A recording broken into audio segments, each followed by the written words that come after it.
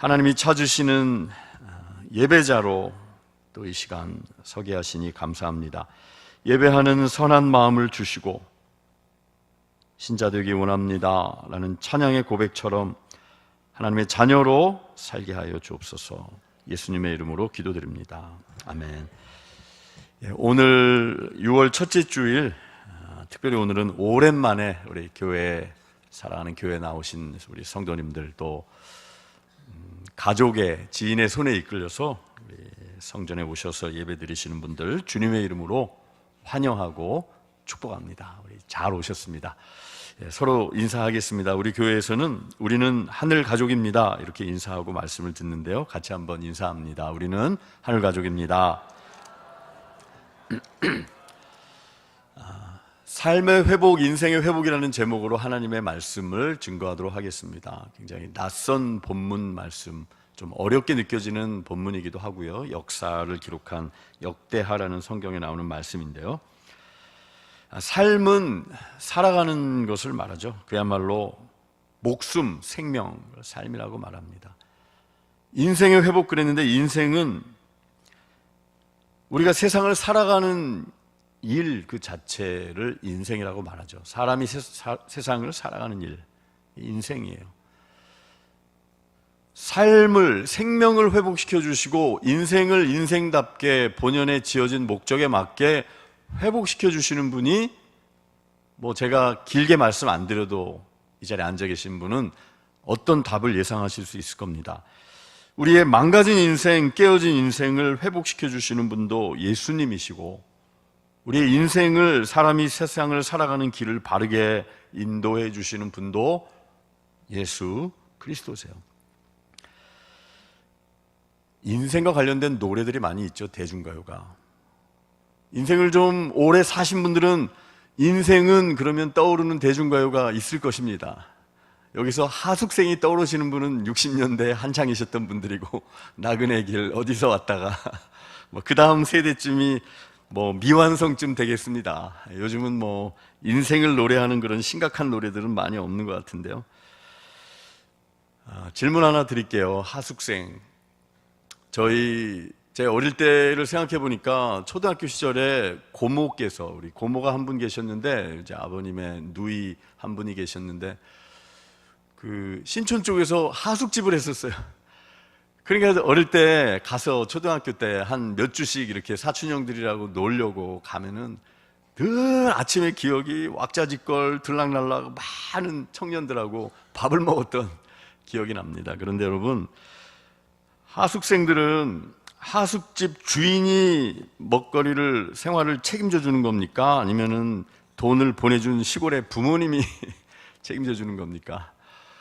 당장 먹여주는 분은 하숙집 주인 같지만 뒤에서 밀어주는 분들이 있기 때문에, 공급해주는 분들이 있기 때문에 먹고 살 수 있는 거죠. 여러분, 우리 그리스도인들은 하나님께서 공급해 주시고 뒤를 대줘서 살아갈 수 있는 존재라는 것을 고백하는 사람이 그리스도인이에요. 이 사실이 믿어질 때, 예수를 믿는구나 라고 말할 수 있게 되는 거죠. 저는 요즘에 성경을 읽으면서, 우리 교우들이 함께 읽고 있는 시편 말씀을 특별히 읽으면서 계속해서 하나님이 반복적으로 말씀하시는 구절들이 있구나라는 것을 새삼 깨닫게 돼요. 그래서 제가 가진 색연필로 밑줄을 긋게 되는데요, 예를 들면 시편 65편 9절 말씀을 보면은 하나님은 이같이 땅을 예비하신 후에 그들에게 곡식을 주시나이다. 하나님은 어떤 하나님이시냐면은 인생들에게 땅을 준비하시고 곡식을 주시는 분이시다. 이런 분이시구나 깨닫게 되고요. 시편 147편 8절 말씀을 보면은 구름으로 하늘을 덮으시며, 뒤는 같이 읽어보겠습니다. 땅을 위하여 비를 준비하시며. 아멘. 우리 이번 여름 수련회 때, 지난주도 말씀드렸죠, 많이 부르게 될 찬양입니다. 비 준비하시는 하나님, 땅을 위하여 비를 준비하시고 땅을 예비하셔서 곡식을 주시는 하나님. 하나님이 사실은 공급하시는 거죠. 인류를 먹여주시는 분이 하나님이세요. 그런데 세상을 보면 그렇지 않은 것 같죠? 굶고 있는 사람들이 너무 많아요. 전 세계 인구가 여러분 몇 명인 줄 아세요? 대략 79억 정도 된대요. 그새 이렇게 많이 늘었나? 여러분, 우리나라만 좀 줄고 있지 전 세계적으로는 꾸준히 늘어나고 있어요. 좀 있으면 80억이 넘어간다고 하는데요. 그런데 이 80억 가까운 인구를 먹여 살릴 만한 곡물이 사실은 공급되고 있어요. 1년에 27억 8천만 톤 정도가 곡물이 생산되고요. 그 중에 28% 이상이 재고로 이렇게 쌓이고 비축이 된다는 거죠. 그런데 굶어서 고통 가운데 있는 기근을 경험하는 사람들은 79억 중에 약 7억 명 정도가 기근을 경험하고 있는 사람들이고요. 더 나아가서 온전한 영양소를 체험받지 못하고 좋은 식단을 대하지 못하는 인구의 비율은 몇십 프로 된다는 거죠. 왜 하나님은 땅을 예비하시고 비를 준비하시고 충분히 지구상의 79억 인구가 먹을 수 있을 만한 곡물을 주심에도 불구하고 한쪽에서는 굶주리고 기근에 시달리고 더 많은 것들을 얻기 위해서 전쟁을 벌이고 이런 일들이 왜 일어날까요? 너무나 대답은 간단하겠죠. 우리 안에 있는 탐심, 죄악, 욕심 때문에 그래요. 끊임없는 탐심이 우리 안에 있죠. 여러분, 그것이 죄의 본성이에요. 멈출 수 없는 것, 내 힘으로는. 성경에 보면은 창세기라는 곳을 보면은 앞에 2장, 3장 첫 부분에 아담과 하와를 만드시고 인류 최초의 최초의 인류들이 어떻게 죄를 범했는지에 대해서 말씀하고 있어요. 그 근원도 살펴보면은 하나님의 에덴이라고 하는 동산에 먹고 살 만한 것을 다 주셨음에도 불구하고 마귀가, 뱀의 형상을 띤 마귀가 와서 유혹을 하는 것이죠. 네가 저 선악을 알게 하는 일명 선악과의 실과 저 열매만 먹으면 너의 부족한 그 하나가 채워질 거야. 하나님께서 네가 그것을 먹고 하나님처럼 될까 봐, 더 풍성한 삶을 누리게 될까 봐 그것이 싫으셔서 너에게 그것을 금하신 거니까 저거 먹어! 라고 마귀가, 뱀의 형상을 띤 마귀가 유혹을 하는 거죠.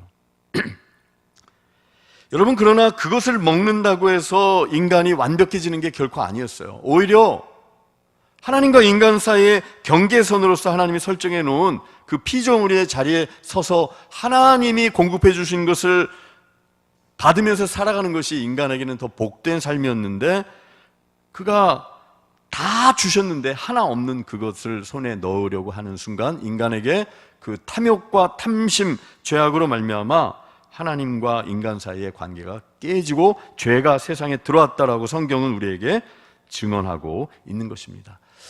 여러분, 그래서 오늘날 이 탐심이라고 하는 것,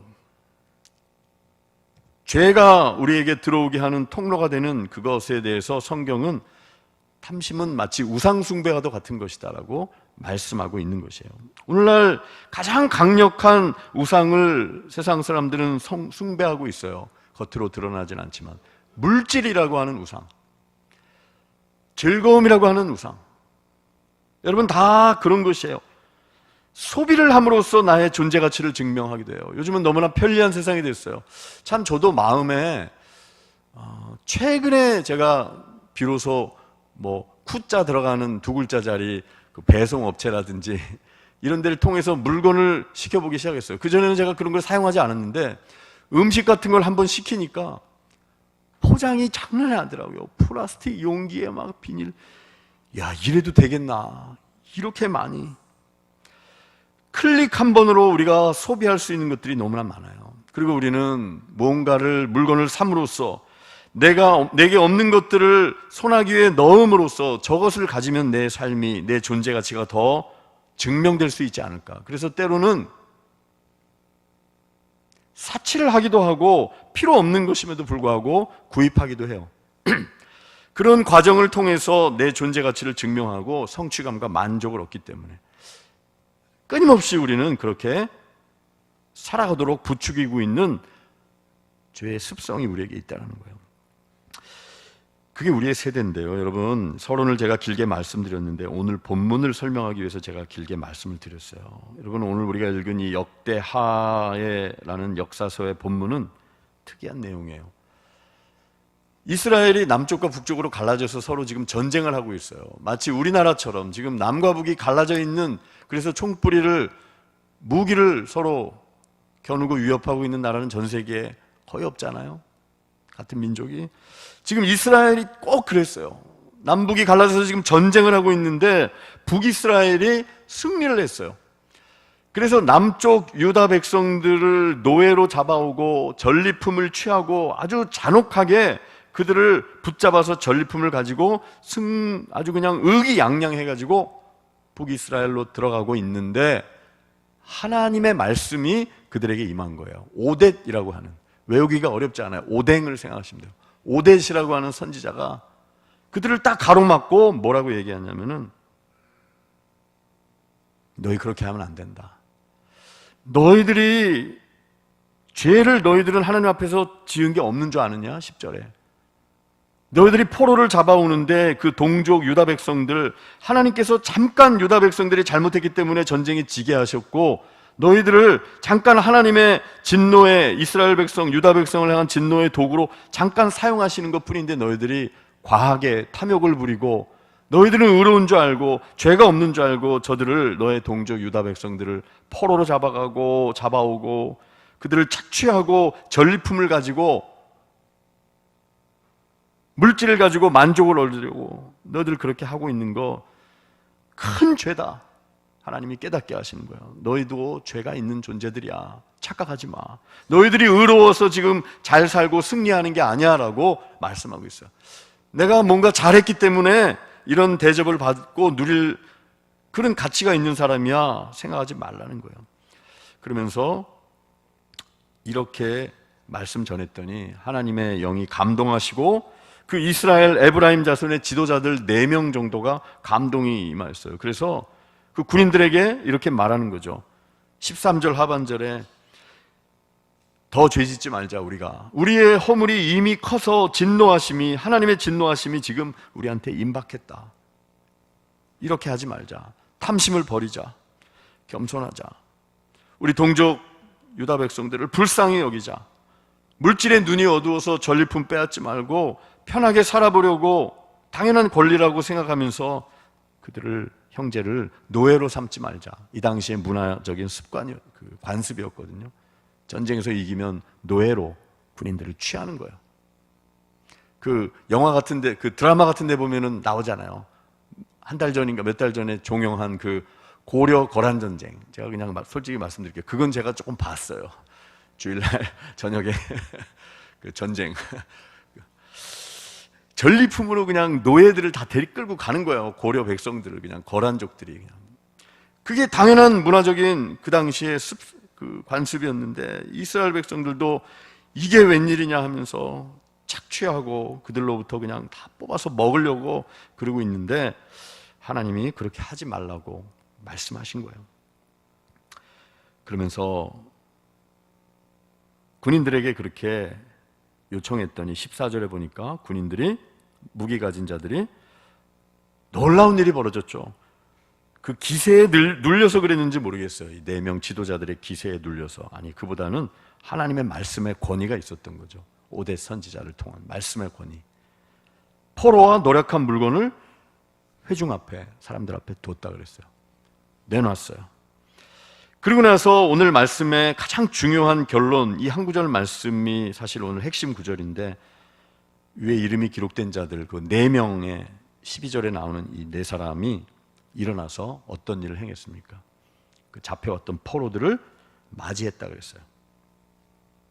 그리고 그들이 행한 행동이 무엇이었습니까? 놀라운 일들을 행하고 있죠. 15절에 보니까 노력하여 온 것 중에서 옷을 가져다가 포로 중에 벗은 자들에게 입혔다 그랬어요. 부끄럽고 덜덜 떨고 옷이 없으니까 상처가 난 그 인간 취급 못 받을 수 있었던 그들에게 입혔다 그랬어요. 그리고 맨발로 찔려서 피나고 그 신이 없는 그 포로들을 신겼다 그랬어요. 또 어떻게 했습니까? 먹였다 그랬어요. 마시게 했다 그랬어요. 여기서 그치지 않아요. 기름을 발라줬다 그랬어요. 이것은 올리브유를 발라주는 거예요. 상처를 싸매주고 치유해주는 거예요. 그리고 마지막으로 약한 자들은 모두 어떻게 해요? 나귀 위에 태워서 여리고 형제들에게 돌려보내줬다라는 거예요. 인생의 회복, 망가진 삶의 회복을 하는 도구로 이 사람들이, 은혜 받고 성령 받고 하나님의 말씀을 받은 사람들이 이렇게 행하는 놀라운 일이 벌어졌다라는 거예요.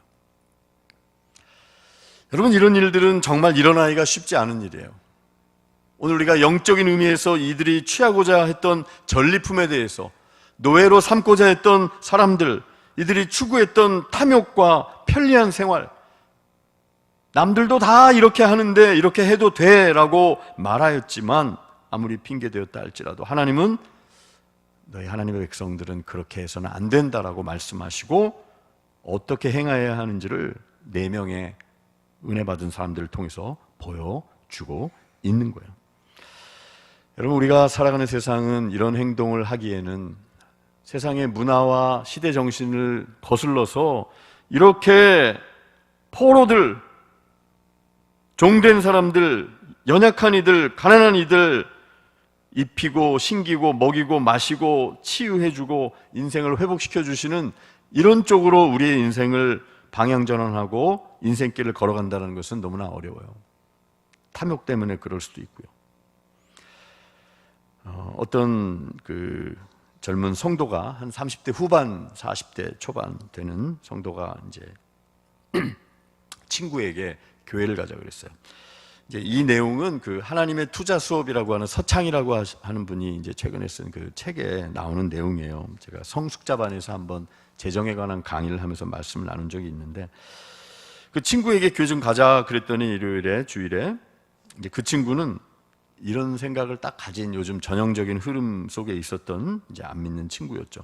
월급만으로 아파트값, 집값 이렇게 오르고 연봉은 팍팍 안 오르고 이렇게 살아서는 안 돼. 월급만으로 파이프라인이 필요하다. 여러분, 파이프라인이라는 말, 파이프라인 공급해주는, 그러니까 본업에서 나오는 수입 말고 뭐 다른 거 부업이든 뭘 해가지고 하여튼 주 수입원 외에 이제 다른 그게 필요하기 때문에 부동산 투자라든지 주식이라든지 뭐 코인 같은 거 이런 거를 열심히 공부하는 친구였어요. 그래가지고 아침마다 출근하기 전에 강의 듣고 유튜브 강의 듣고 근무 시간에도 짬짬이 9시 되면은 화장실에서 늘 주가 확인하고 이제 장이 열리는 시간이라 그래요.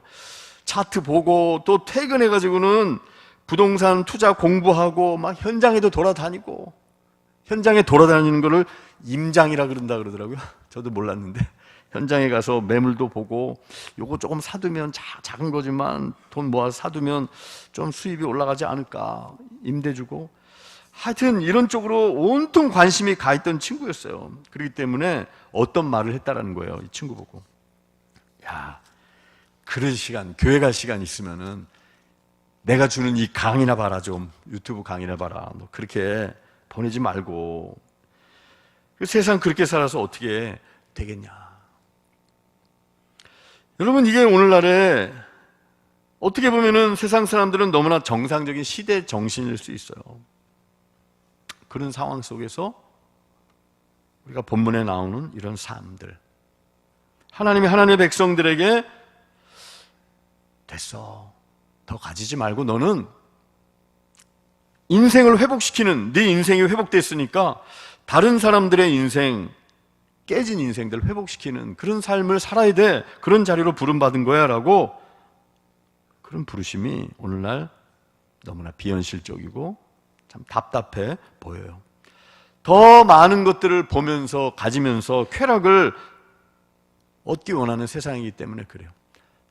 뭐 영상 보는 것도 그렇잖아요. 아까 우리 권사님 기도해 주실 때 이런 미디어 시대 가운데 더 많은 거를 클릭해가지고 더 많이 봄으로써 더 많이 뭔가 뇌에서 도파민이 나와가지고 더 많이 충족되는 걸 원하는 세대.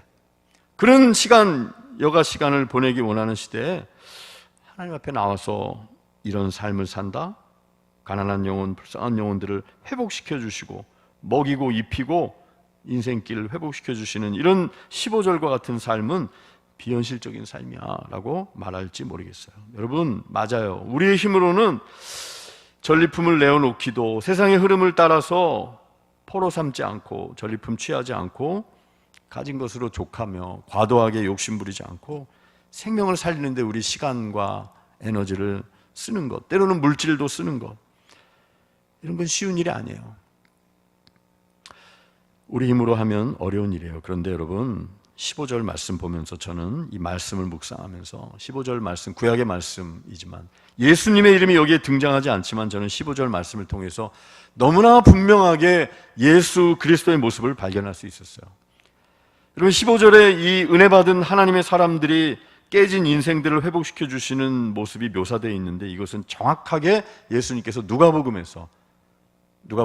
4장에서 내가 온 것은 가난한 자들에게 아름다운 소식을 전하기 위함이다라는 말씀으로부터 시작해서 누가복음 15장에 돌아온 둘째 아들, 인생을 탕진하고 아버지의 유업을 밀리 달라고 가산을 나눠주십시오 형하고 유산 분배를 먼저 요청했어요. 아버지가 돌아가시지도 않았는데, 그 당시 고대 근동에서는 아버지 당신 빨리 돌아가셨으면 좋겠어요 라고 하는 가장 치욕적인 말인데, 둘째 아들 탕자가 그렇게 아버지에게 요청해서 아버지는 재산 내주고 인생 다 망가지고 돼지 쥐염 열매 먹다가 이렇게 인생 끝내느니 아버지 밑에 가서 내가 종살이라도 하면서 살아야 되겠다, 아버지를 오해했던 거죠. 아버지가 어떤 무조건적인 사랑을 베푸시는 분인지 몰랐어요.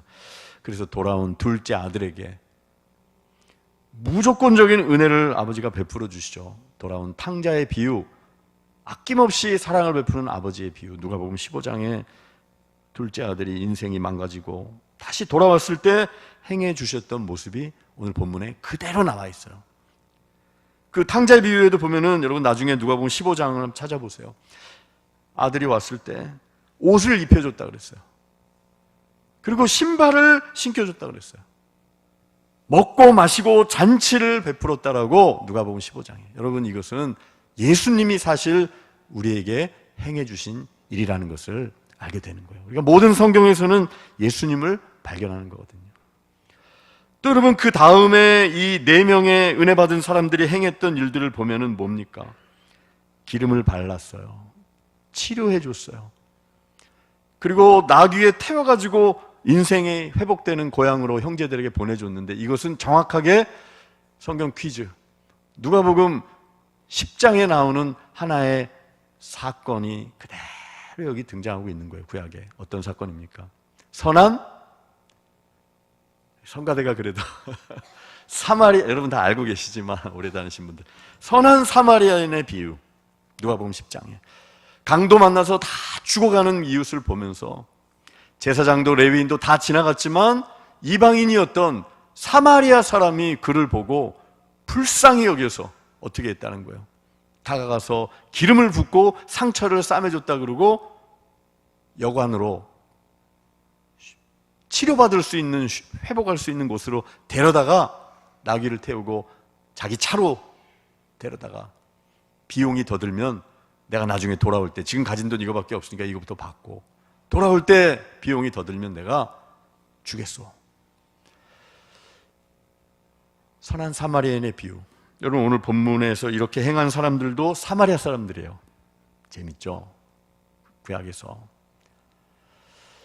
여러분, 우리는 이 말씀 속에서 단순히 윤리적인 교훈을 얻는 것이 아니라 하나님이 주시는 감동으로 우리가 이 말씀을 듣게 될 때 우리는 우리들에게 길에 널브러져서 죽을 수밖에 없는 우리를 살려준 그 선한 사마리아인 그 친구는 바로 먼저 예수님이다라는 것을 알게 되는 거예요. 여러분, 예수님이 가장 좋은 우리의 친구가 되시는 거예요. 오늘 본문에 먹여주시고 입혀주시고 또 기름을 발라서 고쳐주시고 또 인생이 회복될 수 있도록 형제에게 돌려주고 인생을 회복시켜 주시는 분이 바로 우리 주님이시라는 사실, 복음서에 나오는 그 예수님의 모습이, 그 사마리아인의 비유도 결국은 사마리아인처럼 살아야 된다, 윤리 도덕을 말하는 게 아니에요. 성경은 이렇게 살자, 윤리 도덕을 말하는 게 아니에요. 은혜 받으면 그런 응답을 물론 해야 되지만, 그것보다도 먼저 예수님이, 선한 사마리아인으로서 예수님이 나에게 다가오시고, 완전히 인생에 망가지고 희망이 없는 죄 가운데 파멸의 길로, 탐욕 속에 세상의 길을 그냥 쫓아가면서 허망하게 인생 끝낼 수밖에 없었던 우리들에게 찾아오셔서 회복시켜 주시고, 새로운 옷을 입혀 주시고, 새로운 생각을 불어넣어 주시고, 인생길을 보람있게 주님 안에서 생명을 살리는 길로 걸어갈 수 있도록 삶의 의미와 목적을, 먼저는 생명을, 삶을 회복시켜 주시고 십자가로, 그리고 삶의 의미와 목적까지도 회복시켜 주시는 분이 예수님인 줄 우리는 오늘 말씀을 통해 발견할 수 있게 되는 것입니다. 여러분, 그 예수님이 우리의 친구 되세요. 친구. 지난 주간에 오랜 친구하고 통화를 한번 했어요. 이 친구는 이제 50대 중반이니까. 근데 이제 저하고 비슷한 전공으로 이제 공학계통의 연구실에 있다가 신학을 늦게 했어요. 30대 중반에 같이 신학교를 들어가가지고. 근데 이 친구는 졸업을 하고 선교사로 나갔어요. 저기 파키스탄. 그래서 인생의 황금기를 거기서 보내고 최근에 들어왔어요. 한 20년은 조금 사역이 안 되고 한 17년 정도. 그래서 제가 이제 전화로 통화를 이렇게 하면서 이제 6월 달에 월요일 날 한번 만나기로 했어요. 그런데 그 무슬림들하고 지낸 이야기들, 이런 이야기들을 좀 해주더라고요.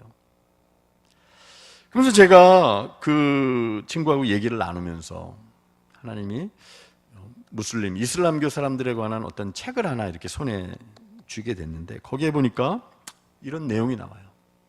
선한 사마리아인과 같은 우리의 친구 되신 예수님에 관한 이야기가 나오는데, 여러분, 무슬림들, 이슬람교도들은 예수님의 십자가의 죽으심, 그 사랑, 이것에 대해서는 믿지 않아요.